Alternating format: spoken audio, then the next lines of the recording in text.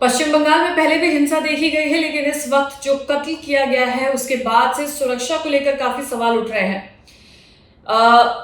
शुभेंदु अधिकारी के पीए पर हमला किया गया, ताबड़तोड़ फायरिंग की गई और उनका कत्ल कर दिया गया। मौके पर ही उनकी मौत हो जाती है, उनके ड्राइवर को भी चोटें आती है। लेकिन शुभेंदु अधिकारी के पीए पर इस तरीके से अटैक करना क्या एक सोची समझी साजिश थी? इस पर लगातार सवाल उठ रहे हैं कि कौन लोग इसके पीछे हैं जिन्होंने कत्ल को अंजाम दिया है। इसके अलावा शुभेंदु अधिकारी ने कहा कि मैं काफी ज्यादा शोक में हूं।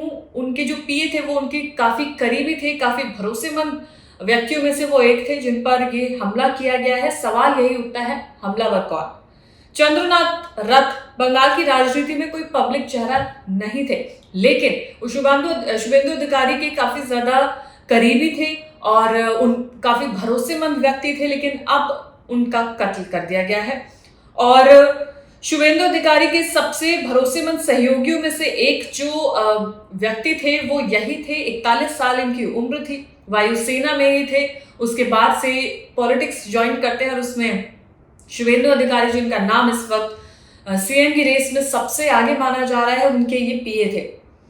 रथ भारतीय वायुसेना में अधिकारी रह चुके थे। वो वायुसेना की नौकरी के बाद बंगाल में शुभेंदु अधिकारी के निजी सहायक के तौर पर काम कर रहे थे और काफी भरोसेमंद व्यक्ति थे, नरम दिल के थे और काफी डिसिप्लिन व्यक्ति थे। जो उनको करीब से जानते हैं उनका यही कहना है। रथ ने वायुसेना में लगभग 2 दशकों तक सेवा की थी और उसके बाद उन्होंने वीआरएस ले लिया था। ऐसे में जब शुभेंदु अधिकारी सीएम की रेस में सबसे आगे, तब उनकी निर्मम हत्या कर दी गई और हर कोई यही जानना चाहता है कि ऐसा क्यों और किसने किया। करीब से गोलियां चलाई गई जो उनकी बॉडी में लगती है, खून ज्यादा बह जाता है, जिसके बाद से उनको बचा पाना मुश्किल हो जाता है। ये जानकारी सामने आई है कि वायुसेना से वीआरएस लेने के बाद उन्होंने कॉर्पोरेट में भी काम किया था और इसके बाद उनका परिवार तृणमूल कांग्रेस से भी जुड़ा था। लेकिन उसके बाद जो उनकी मां है हासी रानी रथ, पूर्व मेदिनीपुर में एक लोकल पंचायत बॉडी में पद पर थी। जब शुभेंदु अधिकारी टीएमसी छोड़कर बीजेपी में शामिल हुए तो फिर ये भी उन्हीं के साथ बीजेपी में शामिल हो गए थे, जिसके बाद से उनका भरोसा जीत लिया था उन्होंने। इसके बाद चंद्रनाथ रथ शुभेंदु के काफी करीबी बन गए थे, जो उनके सभी कामों को नजदीकी से देखते थे। और बंगाल में जो भी इलेक्शन हुआ है उसमें तमाम रोड शो हुए, तमाम कैंपेनिंग हुई, उसमें शुभेंदु अधिकारी के करीबी अगर कोई था जो नजदीक से तमाम काम को देख रहा था, करवा रहा था, तो वो थे चंद्रनाथ रथ। ऐसे में उनकी मां का ये कहना है कि जिन्होंने भी इस वारदात को अंजाम दिया है उन्हें सजा मिलनी चाहिए। क्या सजा मिलनी चाहिए वो आपको उनके बयान में सुनाएंगे। इसके अलावा उन्होंने ये भी कहा कि सोची समझी साजिश थी, उनके बेटे को प्रताड़ित करके मारा गया है। इसके बाद से बीजेपी कार्यकर्ता का गुस्सा देखा गया, उन्होंने वहां पर प्रोटेस्ट किया। मांग यही रखी गई कि आखिर ये जो इतनी बड़ी घटना हुई है बंगाल में वो किसने की है। इसके अलावा हमला कैसे हुआ वो आपको बताते हैं। तो पुलिस के मुताबिक चंद्रनाथ रथ अपनी सफेद स्कॉर्पियो एसयूवी से कहीं जा रहे थे, उनके ड्राइवर भी उनके साथ थे। तभी बाइक सवार बदमाशों ने उनकी गाड़ी का पीछा करना शुरू किया। मध्यम ग्राम के दोहारिया इलाके में पहुंचते ही हमलावरों ने एसयूवी को घेर लिया और फिर करीब से ताबड़तोड़ गोलियां चलाई गई। हमले में रथ को सीने और पेट में कई गोलियां लगी। गाड़ी चला रहे ड्राइवर भी घायल हो गया। हालांकि बचाने की कोशिश की गई, लेकिन चंद्रनाथ रथ नहीं बच पाए। गोली इतनी सटीक थी कि एसयूवी के फ्रंट ग्लास या बॉडी पर एक भी गोली नहीं चली। गोली लगी तो सिर्फ उसी टारगेट पे जहां पर हमलावर टारगेट सोच कर आए थे। ड्राइवर को भी सिर्फ इसलिए चोट लगी क्योंकि वो रथ के बेहद करीब थे। पुलिस को शक है कि हमलावरों ने कई दिन तक रेकी की है। चंद्रनाथ रथ की गतिविधियों पर ध्यान रखा गया है, वो किस रूट से जाते हैं, कौन सी गाड़ी से आते हैं, इस पर नजर रखी गई है। उनकी आवाजाही पर भी नजर रखी गई है। लेकिन जो सबसे बड़ा सवाल इस वक्त यही उठ रहा है पश्चिम बंगाल में कि हिंसा तो पहले भी पश्चिम बंगाल में देखी गई है, पहले भी कत्ल हुए हैं, लेकिन इस बार जब चुनाव हुआ उसके बाद ये इतनी बड़ी हिंसा अब देखी गई है, जहां पर एक पीए का कत्ल किया गया। उस पीए का कत्ल किया गया जिनका नाम सीएम की रेस में सबसे आगे देखा जा रहा है। और ऐसे में सवाल यही उठ रहा है जिसका जवाब हर कोई जानना चाहता है कि कत्ल के पीछे कौन है। इसके अलावा उनकी मां ने क्या कुछ कहा है वो आपको सुनाते हैं। आरोपियों के लिए वो क्या सजा चाहती है वो आपको सुनाते हैं। उन्होंने ये कहा कि मेरे बेटे को सुनियोजित तरीके से मारा गया है, प्रताड़ित करके मारा गया है। इसके अलावा वहां मौजूद रिपोर्टर्स ने तमाम जानकारी जुटाई है। जिस वक्त ये घटना हुई है वहां पर भी रिपोर्टर्स मौजूद थे। क्या कुछ उन्होंने देखा, क्या कुछ आसपास के लोगों ने बताया है, किस तरीके से घटना हुई है, वो तमाम चीजें आपको सुनवाते हैं। আমিও একজন মা, আমি চাইবো না তাদের ফাঁসি হোক, কিন্তু যাবজ্জীবন কারাদণ্ড চাইছি। আর চাইছি যে আমরা ভারতীয় জনতা পার্টি করি বলে আমরা আজকে ক্ষমতায় আসার জন্য আমাদের সভাপতি বিরোধী দলনেতা যখন বলছেন সুশৃঙ্খলভাবে থাকতে, তখন শাসক দলের যারা গরম গরম বক্তব্য দিয়েছিল যে 4 তারিখের পরে দিল্লির কোনো ভাব রক্ষা করতে পারবে না, সেটাই তারা দেখিয়ে দিল। আমি আজকে নতুন সরকার যে গঠন করবে তার কাছে জানাবো যে আমার ছেলের এই মৃত্যুর যেন শাস্তিটুকু হয়। আমার ছেলে যদি অ্যাক্সিডেন্টে কোনো অঘটন ঘটতো, আমার মনে হয় এত কষ্ট হতো না।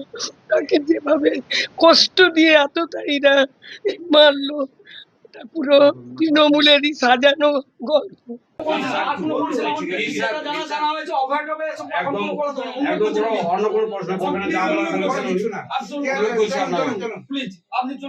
অনুরোধ করছি আপনাকে এই এলাকায় এই কন্ডিশনে প্রবেশ করতে বলেছি, আপনি কোনো প্রশ্ন করবেন একদম অন্য কোনো প্রশ্ন করবেন না, যা বলার বলেছেন অনুরোধ করছি আপনাদের কাছে অনুরোধ করছি আপনাকে এই এলাকায় এই কন্ডিশনে প্রবেশ করতে বলেছি, আপনি কোনো প্রশ্ন করবেন। इस वक्त घटनास्थल पर जो कारतूस के टुकड़े पड़े हुए हैं वो हम आपको दिखाते हैं। एक कारतूस का टुकड़ा बुलेट शेल यहाँ पर पड़ा हुआ है, जिसे फिलहाल ईंट से घेर कर रखा गया है। और कल जो ताबड़तोड़ गोलियां चलाई गई हैं उसी के बाद जो कारतूस के टुकड़े मिले हैं उन्हीं में से एक टुकड़ा यहाँ पर मिला है। अब इससे साफ हो जाएगा कि किस गन से बुलेट चलाई गई है। हालांकि अभी तक जो सामने आ रहा है कि ऑस्ट्रियन ग्लॉक से ये फायरिंग की गई थी और इसकी फॉरेंसिक जांच भी होगी। तो फिलहाल ये बुलेट शेल आपको हम यहाँ पर दिखा रहे हैं जो मौका वारदात पर अभी भी पड़ी हुई है। ठीक मेरे पीछे आप तस्वीरें में देख सकते हैं कैसे एक गाड़ी जिसको यहाँ पर इंटरसेप्ट किया गया है, इसी गाड़ी के माध्यम से चंद्रनाथ का रास्ता जो है वो रोका गया।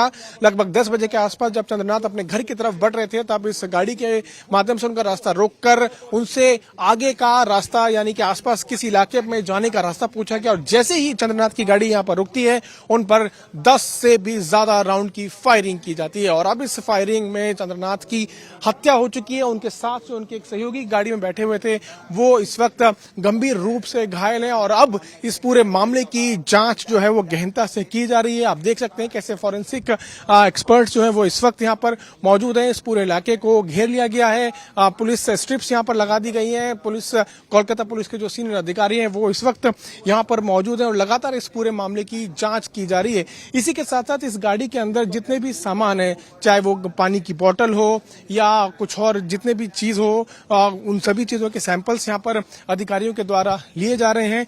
लगातार इस पूरे मामले की जांच की जा रही है। एक चीज और जो निकल के सामने आई है, जो इस गाड़ी का नंबर प्लेट है वो भी टेम्पर्ड था, यानी कि फेक नंबर प्लेट यहाँ पर लगाया गया था, जिससे ये चीज निकल के सामने आई है कि ये पूरा एक प्री प्लान्ड मर्डर था। और इस पूरे घटनाक्रम की जांच अब पुलिस के अधिकारी कर रहे हैं। फॉरेंसिक एक्सपर्ट्स सभी जो साइंस हैं, सभी जो सैंपल्स हैं उनको यहां से अब लगातार इकट्ठा कर रहे हैं। तो ये दर्शाता है कि किस तरह से साजिश के तहत चंद्रनाथ पर हमला किया गया जब वो अपने घर पहुंच रहे थे। और रात लगभग 10 बजे जब पूरी गली में सन्नाटा होता है, तंग रास्ता होता है, कोई आसपास नहीं होता, तब इस घटना को अंजाम दिया जाता है। अब यहाँ पर जो सीसीटीवी कैमरे लगे हुए हैं, मेरे सहयोगी अंकित सिंह जूम करके आपको दिखा सकते हैं।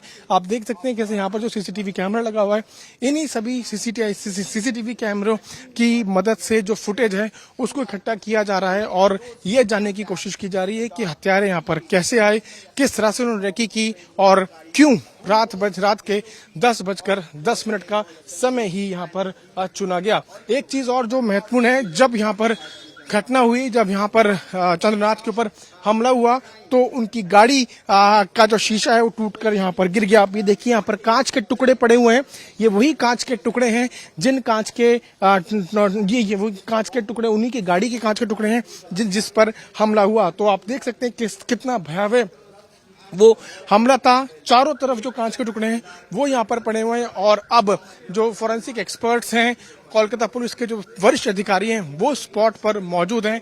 इस पूरे घटना की जांच जो है वो गहनता से की जा रही है। जो डीजीपी हैं उन्होंने ये बताया है कि जितने भी सीसीटीवी कैमरा हैं उनसे सारी फुटेज को इकट्ठा किया जा रहा है और ये पता लगाया जा रहा है कि हथियारों का रूट क्या था और इस घटना को अंजाम देने के बाद अब वो किस तरफ जा चुके हैं। हमारी जब बातचीत हुई शुभेंदु अधिकारी से और सुकांत मजुमदार से तो उन्होंने कहा कि इस पूरे घटनाक्रम में सख्त से सख्त एक्शंस लिए जाएंगे और जल्द से जल्द कार्रवाई की जाएगी।